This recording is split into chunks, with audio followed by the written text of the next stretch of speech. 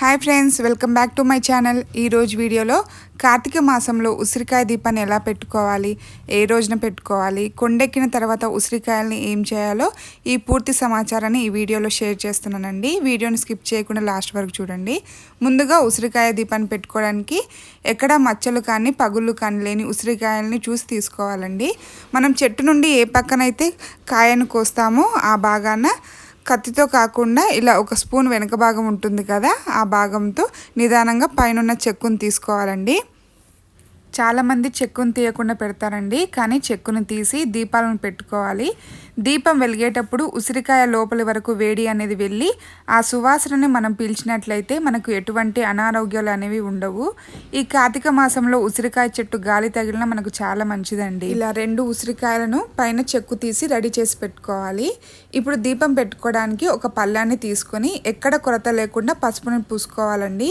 ఇలా పసుపును రాసిన తర్వాత బియ్యం పిండితో అష్టదళ పద్మ ముగ్గును వేసుకోవాలి. ఈ కార్తీక మాసంలో ఉసిరి చెట్టును పూజిస్తే చాలా మంచిదండి.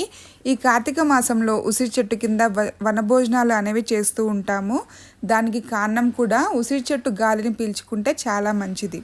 కార్తీక మాసంలో ఉసిరి చెట్టుకు చాలా ప్రాధాన్యత అనేది ఉంటుందండి. జగద్గురు శంకరాచార్యుల వారు బాల్యంలోనే సన్యాసం స్వీకరించారు.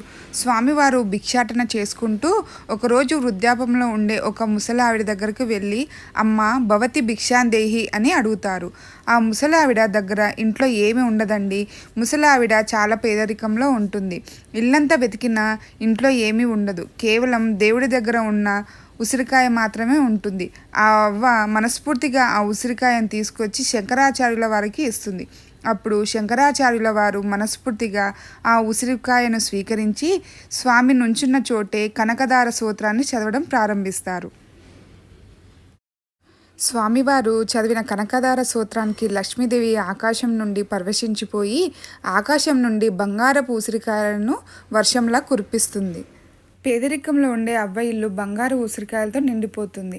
అలా అవ్వ మనస్ఫూర్తిగా చేసిన ఉసిరికాయ దానానికి లక్ష్మీదేవి ఎంతో సంతోషించి కనకదారగా బంగారు ఉసిరికాయల్ని కురిపిస్తుంది.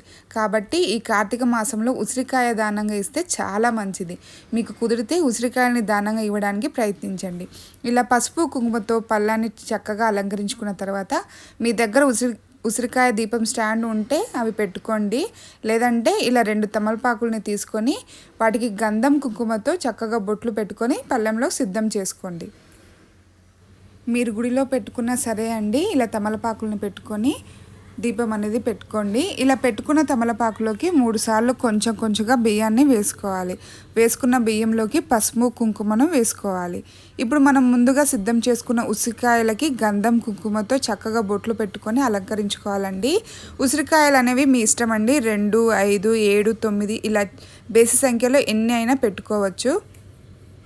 ఇప్పుడు తమలపాకులపై ఉసిరికాయల్ని సిద్ధం చేసుకొని కుంభవత్తులను ఉసిరికాయలపై పెట్టుకొని ఏకహారతితో కానీ గుడిలో పెట్టినట్లయితే అగరబత్తితో కానీ వెలిగించుకోవాలండి. ఉసిరి దీపాలను ఇంట్లో కూడా పెట్టుకోవచ్చండి. తులసి కోట దగ్గర పెట్టుకోవచ్చు, అలాగే పూజా మందిరంలో కూడా పెట్టుకోవచ్చు. ఈ ఉసిరి దీపం ప్రతి శుక్రవారం మంగళవారం పెట్టుకోవచ్చండి. కార్తీక మాసంలో అయితే కార్తీక సోమవారాలు, కార్తీక శనివారాలు, అలాగే కార్తీక పౌర్ణమి రోజున కూడా పెట్టుకోవచ్చు. దీపాలను అగరబత్తితో వెలిగించుకున్న తర్వాత దీపాలకి పసుపు కుంకుమ అక్షింతలతో పూజ అనేది చేసుకోవాలండి. పూలను కూడా సమర్పించి కనకదార స్తోత్రాన్ని తప్పనిసరిగా చదువుకోవాలి. కనకదార స్తోత్రం చదివేంత వరకు కొంచెం కొంచెంగా నూనె వేస్తూ దీపాలను వెలిగేలా చూసుకోవాలండి. ఉసిరి దీపాలు కొండెంత వరకు అక్కడే ఉండాలండి. ఉసిరికాయ దీపాలు కొండెక్కిన తర్వాత ఇంటికి తెచ్చుకొని ఇంట్లో వారంతా నైవేద్యంగా స్వీకరించాలి. ఉసిరికాయ దీపాన్ని ఉదయం తెల్లవారుజామున కూడా పెట్టుకోవచ్చండి. అలాగే సాయంత్రం సంధ్యావేళలో కూడా పెట్టుకోవచ్చు. కార్తీక మాసంలో ఉసిరికాయలని ఆదివారం రోజున తినకూడదండి. మిగతా రోజుల్లో ఏ రోజైనా ఉసిరికాయలని తినవచ్చు. ఇదిగోండి వీడియోలో చూపిస్తున్నట్లుగా ఉసిరికాయ దీపాలు కొండెక్కిన తర్వాత ఇంటికి తీసుకొచ్చుకోవాలండి. ఇంటికి తీసుకొచ్చుకున్న దీపాలను ఇంట్లో వారంతా నైవేద్యంగా స్వీకరించాలి. చాలా మంచిది. ఇంతటితో వీడియో పూర్తయిందండి. ఈ వీడియో కనుక మీకు నచ్చినట్లయితే మీ ఫ్రెండ్స్ అండ్ ఫ్యామిలీ మెంబర్స్కి షేర్ చేయండి. అలాగే నా వీడియో మీకు నచ్చినట్లయితే లైక్ చేయండి, షేర్ చేయండి, సబ్స్క్రైబ్ చేసుకోండి. Thank you for watching. ఓం నమః శివాయ.